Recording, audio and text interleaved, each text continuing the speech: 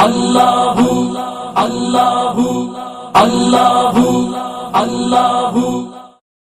کہتے ہیں کہ اس بات تبلیغی حضرات آ کے کہتے ہیں کہ تبلیغ میں وقت لگانا فرض ہے، بالکل یہ اللہ کا حکم ہے، وتواصوا بالحق وتواصوا بالصبر۔ تو قرآن کا حکم ہے کہ ایک دوسرے کو نصیحت کرو، ایک دوسرے کو حق کی بات پہنچاؤ۔ کنتم خیر امۃ اخرجت للناس تأمرون بالمعروف وتنہون عن المنکر۔ اگر کسی عالم یا مفتی نے تبلیغ میں وقت نہیں گزارا، جو کچھ پڑھتا پڑھاتا یہی تو تبلیغ ہے، اور کیا ہوتی ہے؟ تبلیغ کا معنی صرف یہ تو نہیں ہوتے جو جماعت کرے وہ تو ٹھیک ہے، جو علماء پڑھا رہے ہیں وہ غلط ہے۔ اگر علماء نہ ہوتے یہ کہاں سے پیدا ہوتے؟ مولانا الیاس تو مدرسوں سے پڑھے ہیں نا۔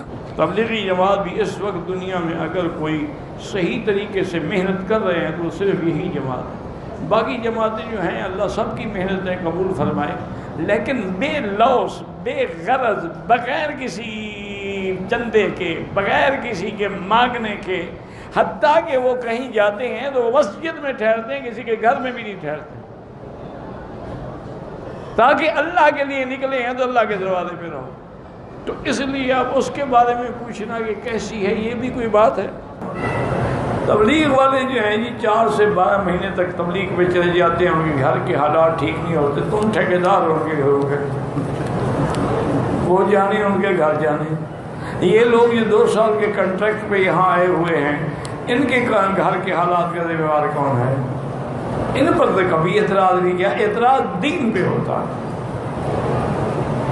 انا للہ و انا، اللہ ان کی مدد کرتا ہے۔ میرے اپنے دوست ہیں میرے، انہوں نے کہا ہم 2 بھائی ہیں، میری 6 مربع زمین ہے، میرے بھائی کی بھی 6 مربع زمین۔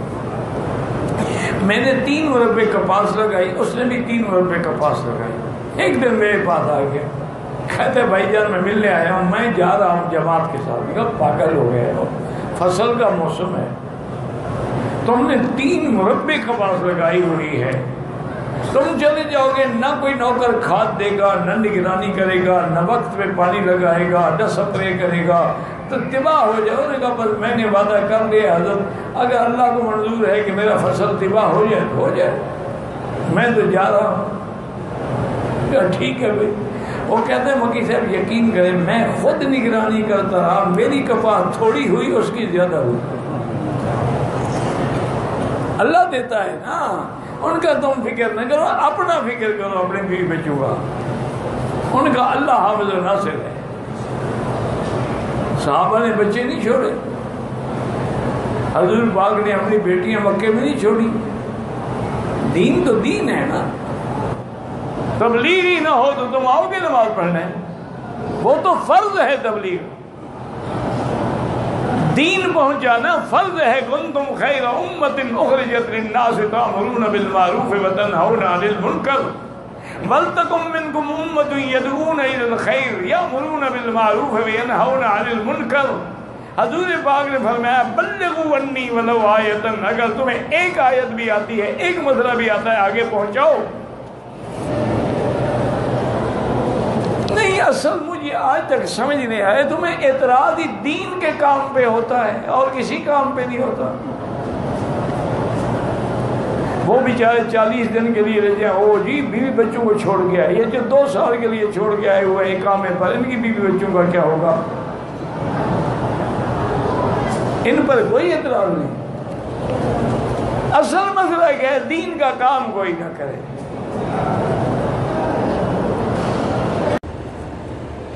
کہتے جی یہ لوگ جو دعوت کا کام کریں اس سے کیا فائدہ ہے؟ اس سے یہی فائدہ ہے کہ لاکھوں لوگ نمازی بن گئے، لاکھوں لوگوں کا کلمہ ٹھیک ہو گیا، لاکھوں لوگ اسلام کی طرف لوٹ آئے، اسی لیے تو تمہیں چڑھ ہے۔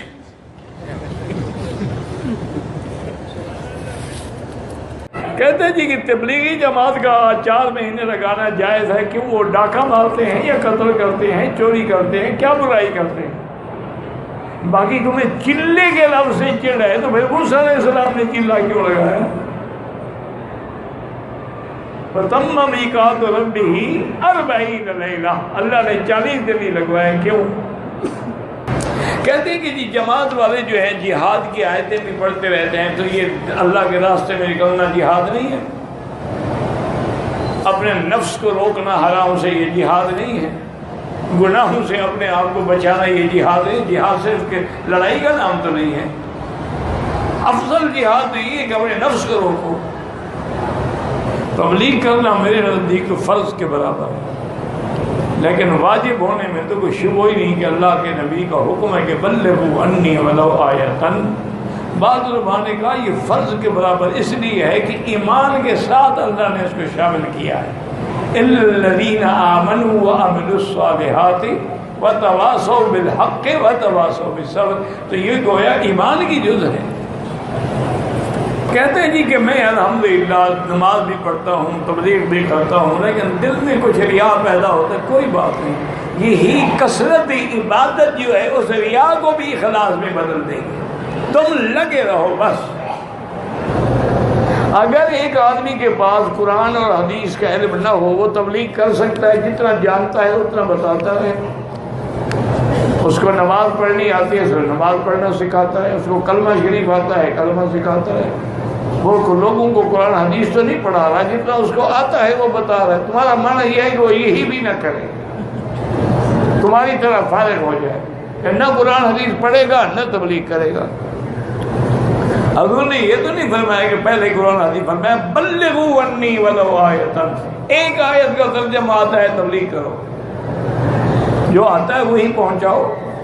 اسی لیے آپ دیکھ لیں، یقین کریں، ہم تو اپنا اعتراف کرتے ہیں نا کہ ہم مدرسوں میں سارا سال طلباء کو پڑھاتے رہے، لیکن کئی تھے ان میں جو داڑھی کو منڈاتے تھے، کئی تھے ان میں جو نماز میں سستی کرتے تھے، اور اکثر تہجد نہیں پڑھتے تھے. لیکن ان کے ساتھ جو آدمی لگے الحمدللہ نمازی بھی ہو جاتا ہے، تہجد بھی پڑھتا ہے، اشراق بھی پڑھتا ہے، داڑھی بھی رکھتا ہے، کپڑے اور لباس بھی اسلامی پہنتا ہے. کوئی تبدیلی آتی ہے نا اس میں.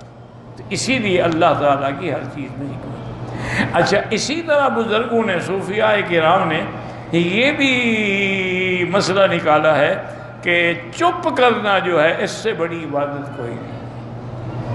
انہوں نے کہا بس خاموش رہو. اسی لیے کہ ایک حدیث میں ہے کہ بولو تو اچھی بات ورنہ چپ رہو. وہ کہتے ہیں جب انسان خاموش رہتا ہے نا تو وہ بھی ہزار گناہوں سے بچ جاتا ہے.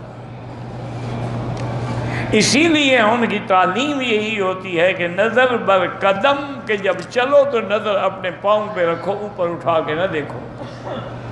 خلوت در انجمن، اور لاکھوں لوگوں میں بیٹھے رہو لیکن دل اللہ کے ساتھ جڑا رہے. سب کی سنو لیکن بولو نہیں. تو جتنا اپنی زبان کی حفاظت کرو گے. اسی لیے ایک صحیح حدیث میں ہے، حضور نے فرمایا من یضمن لی ما بین لحییہا وما بین فخذیہا. جو آدمی مجھے دو ہونٹوں کے درمیان میں اور دو ٹانگوں کے درمیان میں جو فرج ہے اور زبان ہے، اس کی ضمانت دے دے کہ میں غلط استعمال نہیں کروں گا، انا اضمن لہ الجنہ، اس کی جنت کا میں ذمہ دار. تو اسی پہ یہ حضرات زور دیتے ہیں کہ بھی زبان کی حفاظت کرو. اسی پہ یہ لوگ زور دیتے ہیں کہ اپنے نظروں کو جھکا کے چلو. اگر نظر نیچے ہوگی، نظر دبا کے چلو گے تو کسی غیر محرم پہ نہیں پڑے گی. جب نظر ہی نہیں پڑے گی تو باقی گناہ تو خود بخود نہیں ہوں گے. واللہ کہتے جی کہ تبلیغی جماعت جو چلے لگاتی ہے یا سے روزے لگاتی ہے، ان کے بارے میں بتائیں. لگا کے دیکھ لیں، میں کیا مطلب نہیں. مقصد یہ ہے کہ کوئی تھرمامیٹر تو نہیں میں دیکھ کے بتاؤں کہ بخار 104 کا ہے. تم خود چلے جاؤ، سے روزہ لگا لو، پھر 7 دن لگا لو، پھر 40 دن لگا لو. باقی یہ کہنا بات یاد رکھو، بدعت وہ ہوتی ہے جس کا دین میں اصل نہ ہو. اگر دین میں اصل ہو، مثلا اب عمرے پہ آپ آ رہے ہیں، کسی کا پیکج 15 دن کا ہے، کسی کا 1 مہینے کا. دن میں بدعت والا کون ہے؟ 15 دن والا یا 1 مہینے والا؟ حالات ہے. اس کو 15 دن کا ویزا ملا ہے، اس کو 1 مہینے کا ویزا ملا. تو یہ کوئی ایسی بات نہیں ہوتی جو قابل اعتراض ہو.